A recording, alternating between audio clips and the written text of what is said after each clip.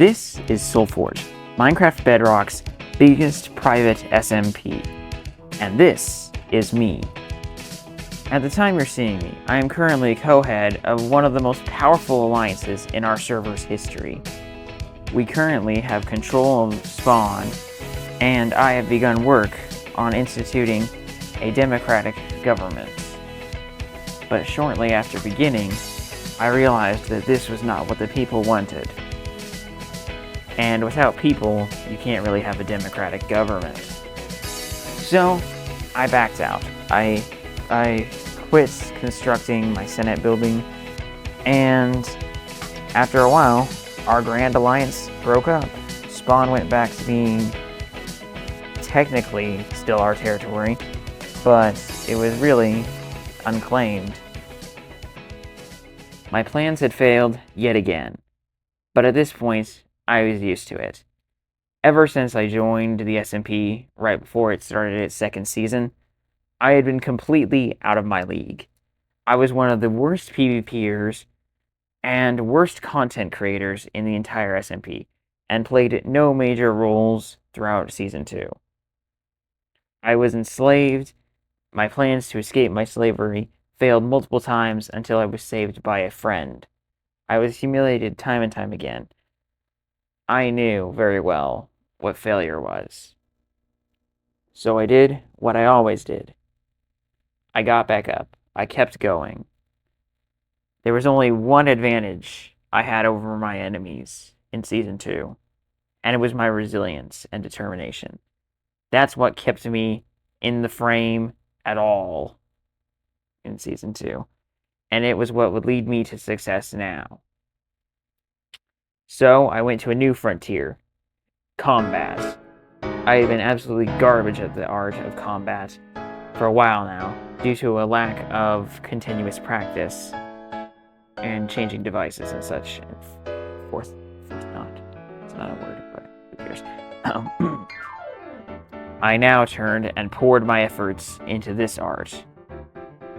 For an entire week, I trained my brains out.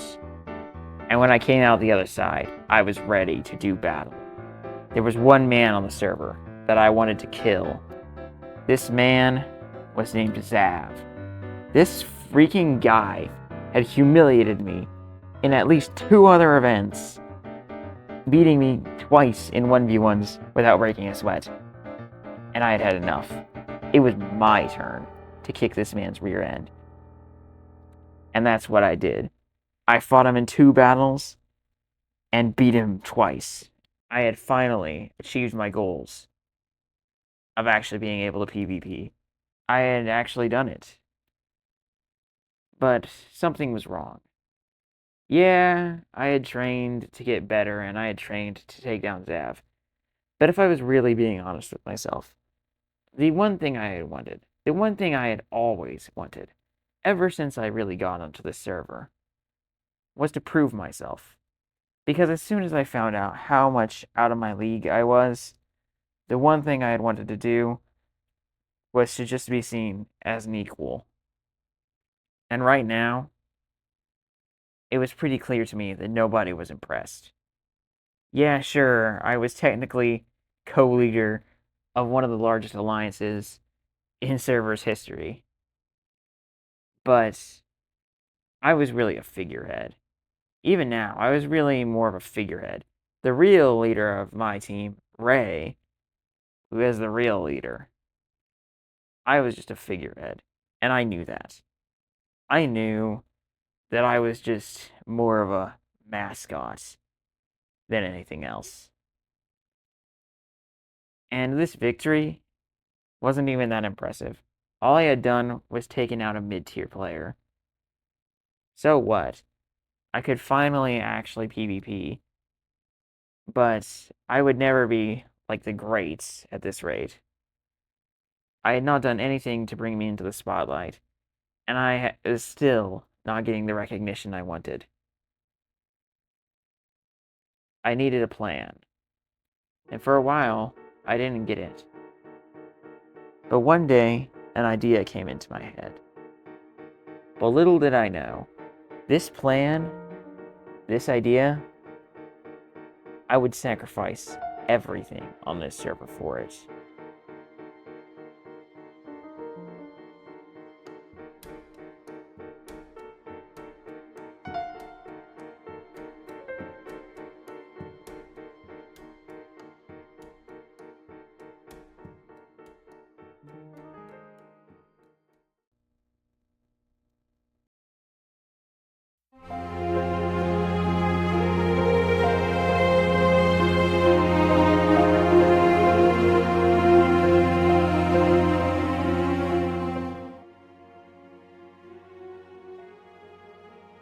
It had been about 2 weeks since the end of my training arc, and very little had happened. Over the course of about a month, I didn't really do much. There was an event held by an older gentleman within our SMP by the name of Chicken, in which I was able to successfully get a ridiculous amount of shulker shells, which I didn't even need. But more importantly, I was able to obtain an elytra, which I had not had an elytra, due to the end having been destroyed way earlier in the SMP. This meant that I could now fly, and this would cut down my travel time massively. There was one issue though, and it was that I obviously needed to give it mending. But there was another issue. I had noticed more and more that my teammates were almost never online, especially in comparison to me. And it was getting really annoying at this point. And this is where it really started to give me problems, because we didn't even have a mending villager. Like, how do you not even have a mending villager, bro? So I had to go and get my own mending villager, which wasn't too bad, but it was still quite annoying we didn't have one. However, there was another issue with this, because almost all villages on the map have been destroyed or plundered, or the villagers are all dead. But there is good news here, because I, in my many travels on foot across the overworld and nether to get back and forth between my base and my team's base, had discovered multiple villages with villagers still inside of them. I went to one of these villages and immediately began looking for a good mending villager, and it actually didn't take me too long, which is actually quite surprising. However, since I didn't have any official way to zombify my villager here, I had to do things the old-fashioned way and pay a ridiculous amount of emeralds. But that was fine, because our team base was absolutely stacked with materials for gathering emeralds. So I just traveled back to there. But on my way back to the village, a player named Stabs logged on. Stabs, apparently, was in a good mood today, because he said he wanted to trade with me. Now, I wasn't too keen on necessarily trading with the man. After all, it was almost certainly a trap. Stabs was an enemy, and he was probably looking to just get another free kill. But I was bored, and I low-key wanted to fight. But I already knew there was no way on Earth I was going to be able to fight Stabs. Stabs is an S tier. In the meantime, I am currently officially an F tier. Although, actually, after my recent training arc, I was, without doubt, at least a C tier. And in my opinion, probably a low B tier with a bit more practice. But that didn't matter, because Stabs would still be way beyond my level. And there was no way I was going to beat him on my own. So, to ensure that I survived if a fight broke out, and also to ensure fair play if there was any sort of trade that actually happened, I called for backup for my team. However, no one responded except for one guy by the name of Xeon. Xeon was a player that I figure was significantly better than me at combat, but not too much better. But more important than his skill level was that he currently held the basic mace. The basic mace on our SMP is a mace that can have enchantments, just not actually good ones, basically. You can give it fire aspect, wind burst, etc., etc., but it can't have breach or density. The breach mace was deleted a long time ago at this point. The density mace was in the hands of my teammate Ray, who was now actually leader. I had made him leader of my team shortly after stepping down from having an alliance and a government, as I felt I was inadequate. However, he had graciously made me co-leader as well, which was very nice of him, and was certainly not a role I deserved. However, Ray was not available today, but that didn't matter. I was certain that I and Xeon could definitely take down Stabs if he were to try anything. So, we went to spawn together. But there was an issue. Stabs had logged off. So we waited. And waited.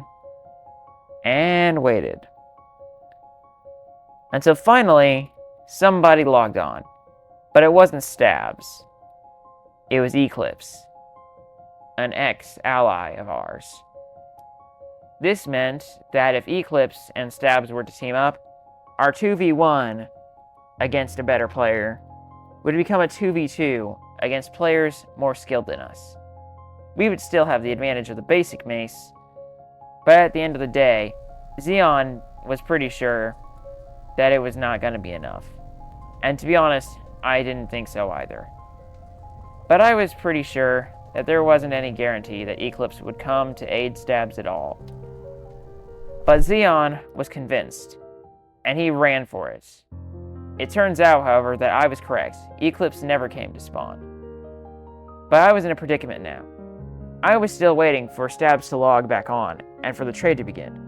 But if Stabs was dealing treacherously and attempting to kill me, I had no one to give me backup now.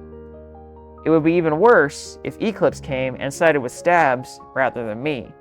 I would be dead in seconds. But I decided to wait. And eventually, Stabs logged back on. And this was incredible. Stabs was right underneath me, right beneath the bridge, and I had a TNT minecart that I could drop right down and shoot right next to him. On this server, TNT minecarts do double damage, which means that if I were to shoot this right next to him, Stabs would get instantaneously killed. Even if he had a totem, I would just be able to drop down and kill him in seconds. If he was still loading in, there would be absolutely nothing he could do. And even if he was still alive, I was pretty confident that I would be able to kill him. And even if I wasn't able to kill him, the fact that I would be able to chase away an S tier, that was bound to at least get me some level of recognition. Even if it did put a target on my back from Stabs being mad at me. But there was an issue with this.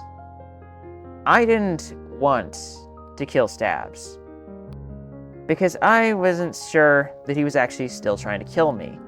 Now, granted, it was almost certain that he actually was trying to kill me.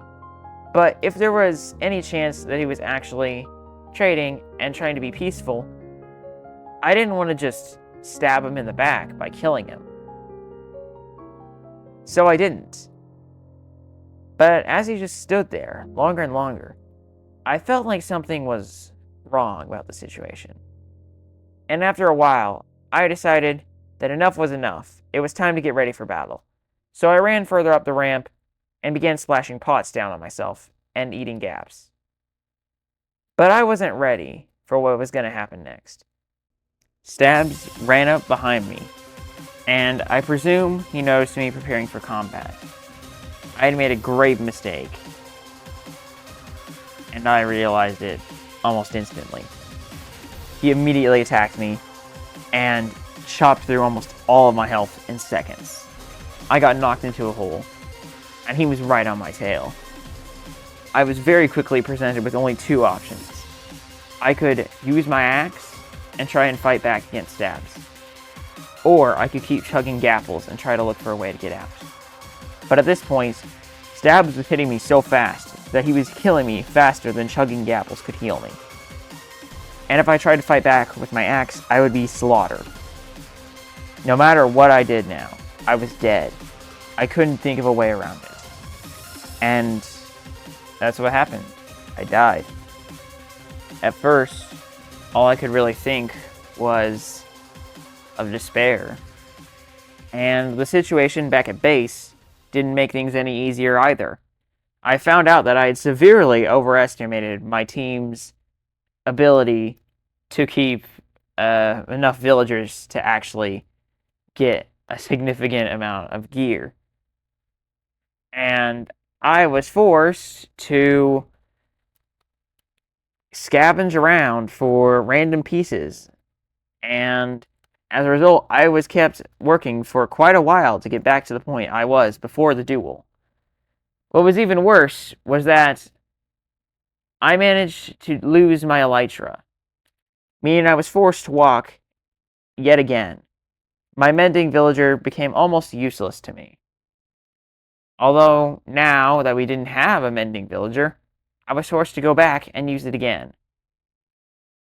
And things just kept getting worse, because shortly after this, I was in need of nether wart, as I had run completely out of potions.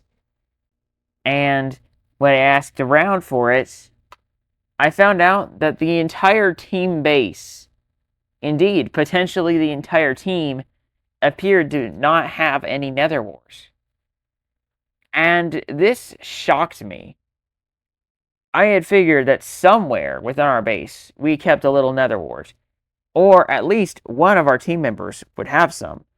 But it appeared that there was no nether wart in our possession. And I was just shocked.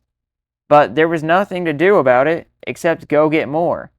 And at first, I had assumed this was probably impossible. But due to my teammates informing me about it, I learned that while our world border in the overworld is 8k by 8k, the nether border, instead of being 1k by 1k, is 3k by 3k. Which means that if you made a portal outside of 1k by 1k, in theory, you would get instantaneously killed by the world border. So I had assumed that we only had a 1k by 1k nether border. So this was news to me. But there was nothing for it. I had to go outside the old borders that I knew in the nether.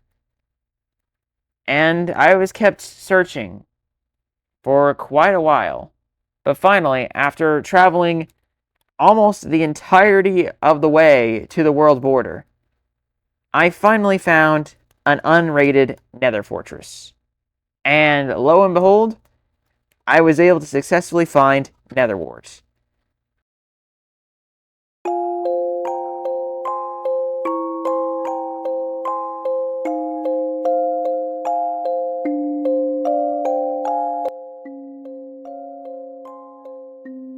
I had successfully gathered all the nether wart I needed, but now I was faced with a new predicament. In my journey to get to the nether fortress, I used nearly all of my resources, and I didn't think I would be able to survive the journey back. So I needed another way to get back, and there was only one thing that I thought would work. What if I made a nether portal? What would happen? Would I be teleported back to spawn? Would I be killed? Would I be slowly pulled back to the world border? Or would I be able to literally just leave the world border and mess around? I didn't know. But I decided it was worthwhile to try an experiment. So I put all my stuff inside of a shulker box and put that shulker box in my ender chest. I made another portal, and I went through it. And what happened was quite shocking. When I appeared in the overworld, I found myself at spawn right outside walls I had once constructed. I was confused, but that didn't matter. I needed to get to an ender chest. But there was something really weird and wrong about what was going on here. No matter how far I walked in any direction, additional chunks would not load. If I broke a block, it broke, but it didn't drop anything. And when I tried dropping items, they just stayed there. I wasn't able to pick them up. It was so weird, and I figured I had been put into a limbo state. I decided to log back out and try logging back in. And when I did, I was back on the other side of the nether portal. I was extremely confused. I tried going back in again, and was put back into the same exact state as before. I was so confused, but it didn't matter at this point. I knew that the nether portal method wouldn't work, so I logged back out and came back in. I decided that it was clear there was only one way to get back, and I would have to risk walking. So I did. And surprisingly, I actually was able to make it back safe and sound with the nether wart. This was a huge success for me, as I was finally able to brew potions after so long of not being able to brew them. And for a while, that's all I thought about the encounter with this weird glitch. And after that, nothing happened for quite a while. Until one day, there was a battle. People had died. Who owned what effects was put into question. You see, on this SMP, there are a couple different things that are restricted behind certain effects that only one person can hold. There's the soul effect, which lets you wield netherite weapons and sharpness 5. The forge effect, which lets you wield netherite armor. The basic mace effect, and the density mace effect. And there had been a battle. And after a lot of arguing, the owner finally decided to just randomly rotate the effects around. And by some strange, probably prank, but to me it was like a miracle, the soul effect was given into my hands. It was the first time I had ever held an effect. I had refused the opportunity to hold the density effect at the start of Season 3, because I did not want to break trust with my teammate Ray. But there was no time to celebrate, because I was in trouble. I was given the effects at one of the most inopportune moments that could possibly have happened. I was currently without food in the middle of the nether. I was surrounded by hoglins and piglins, and the odds of me surviving were looking worse and worse. And now, to top everything off, I had the soul effect. And this is not good, because if I died, and there was another player online, the soul effect would go to them.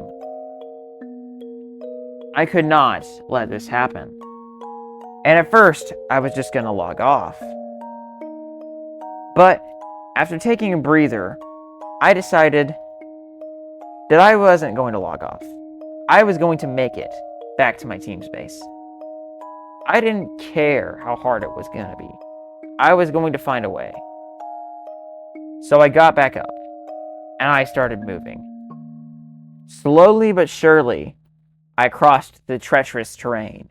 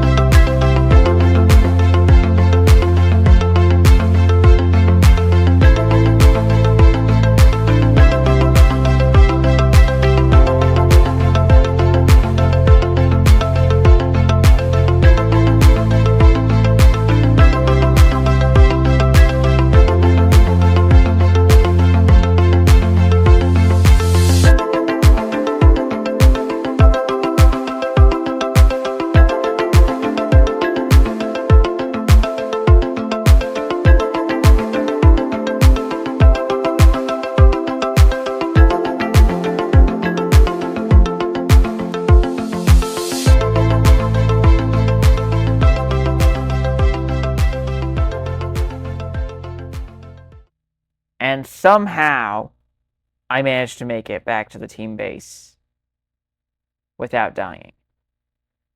This was a great victory. And for a while, I was in possession of the soul effect. But I didn't really do anything with it. I didn't really want to use its power.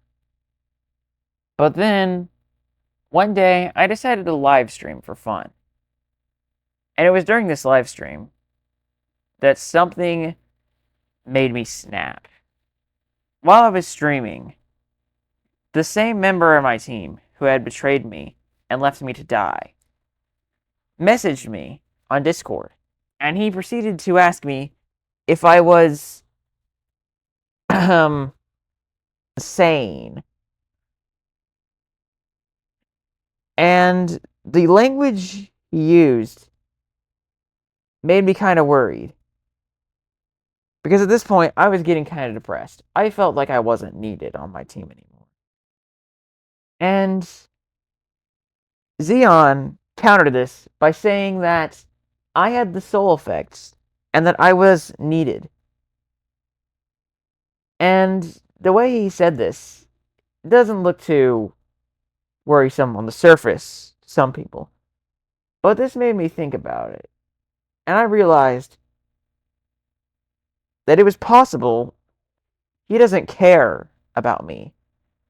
He just wants the soul effect to remain in my team's hands. And this made me realize something. They were going to come for me. Having the soul effect in my hands was practically like keeping a super weapon in your basement. Except not in a cool way, like in a boring way, like not using the super weapon at all. And it made me realize that they were going to come for it. They weren't going to just let me have it. And while that wasn't too much of a problem for me, I didn't even really want it. I was now worried that my teammates were going to betray me. And what would I gain out of giving up this effect? After all, it was given to me. I wanted to use it in a way that would be beneficial. And if I just gave it up, I wouldn't get anything out of it. And finally, I decided to make one of the most critical decisions on the server that I would ever make. I decided enough was enough. I was tired of my old team. It was time to finally do what I had been planning to do for a while now. It was time to betray my team. So, after ending the stream, I went back to my team base. And I took everything. Everything that I thought would be even remotely valuable, I took. I took the workstations, the pumpkins, anything and everything that I could move that would still be useful to me, I took. I even took the entire enchanting setup. And I left. I transported all of it to a new base that I had constructed. You see, I had been asking around, and I had found out something that was crucial. I was allowed to use respawn anchors. It had been confirmed by the owner himself. And with that green light, I decided to move bases. My overworld base in the clouds had already been discovered a while ago, so it wasn't safe to just raid my team base and then go and stash everything there. If they came there looking for me, if they suspected me and looked there, they would know it was me. But if I made a new base, I might have a chance. So that's what I did. I moved into the Nether, built an obsidian bunker under the lava, in a place where I thought it would be most beneficial, outside of the world border, in the overworld, where very few people ever went in the Nether, because why would you go there? You can't use it for transportation. The only reason to go outside is to gather loot, or if you have a base out there, to go there. Or just for fun, you know, but let's be honest, no one does this for fun. Like, what? That's crazy. Why would we play a video game for fun? That's ridiculous. Anyways, moving on. So I knew that this would probably be a perfect place for a base. So I built an obsidian bunker, and I moved every last item into there. I covered the walls in chests, filled to the brim with loot. There would be no problem this time stacking myself up if I died from a fight. And with that, I just created one of the most stacked vaults, possibly the most stacked vault in the entire server. And I definitely would not be needing to go gather more loot for a long time. But I wasn't satisfied. What if my teammates figured out I had done this? I had to be prepared. So I dug tunnels, multiple escape tunnels, spanning hundreds of blocks, with traps built into them, just in case my allies, my teammates, came after me. Now, all I had to do was wait. I came up with a plan. I would use their anger and redirect it towards an opposing individual. By doing this, I would hopefully be able to use my own teammates, or rather now, my old teammates, as my pawns, directing them like attack dogs towards people I wanted dead. And while I would have no allegiance to them, they would have no idea I had betrayed them. After all, I had gained a reputation on the server for being harmless, easy to kill, and weak.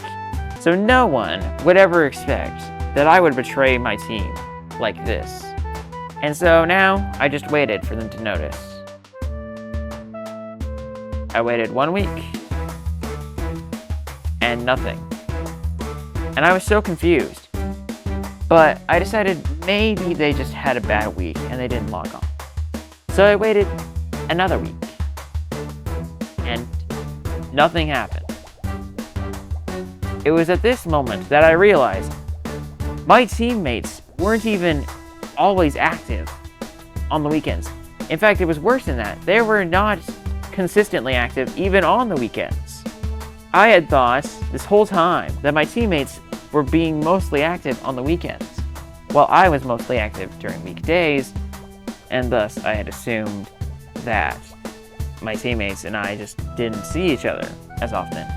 It still disturbed me that they were so inactive compared to me, but I had no idea that it was this bad. And this was the point that I decided I had made the right decision. My teammates were unreliable, and their only use to me at this point was to use them as chess pieces. The only person that I still cared about at this point on my team was Ray, because Ray had trusted me. Ray was my friend,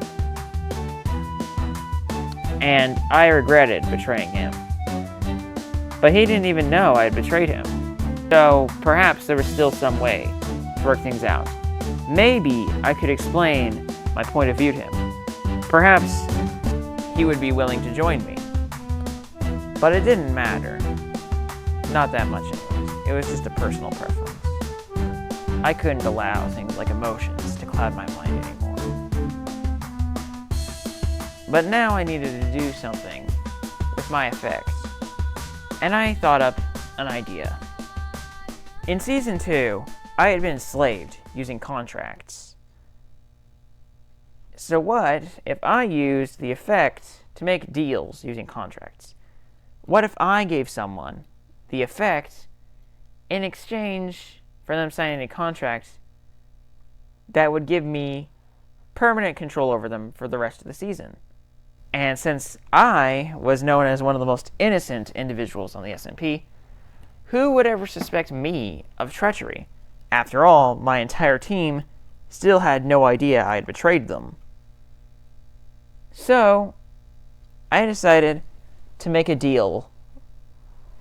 But who would I make the deal with? I wasn't quite sure. There were several people I wanted on my team, several useful individuals.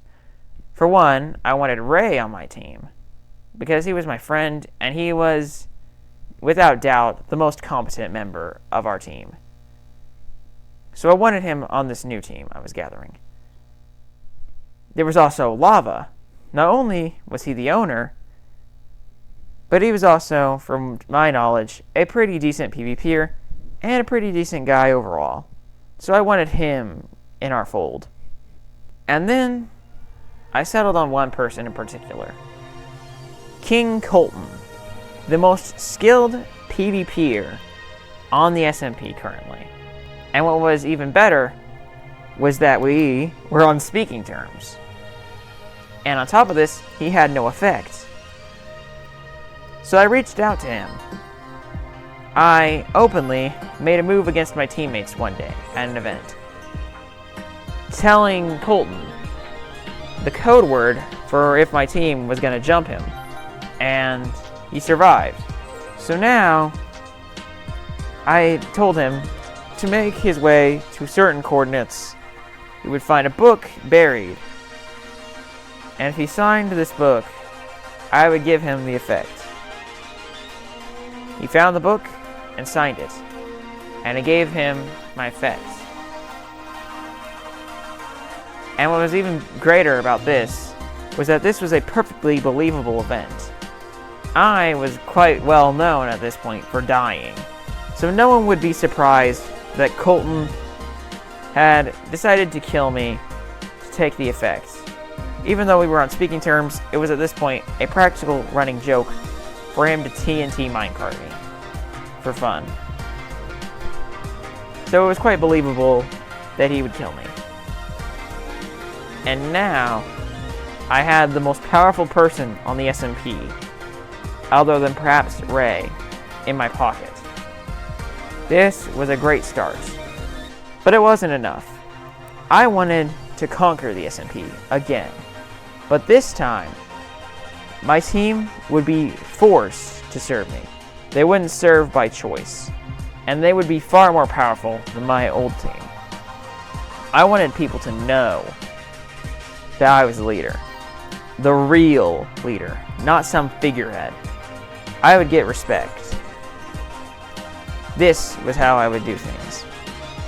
But in order to do it, I needed more effects and more people. So I developed a plan. My plan was to go through every effect one by one, killing the effect holders. And my next person to kill was Eclipse.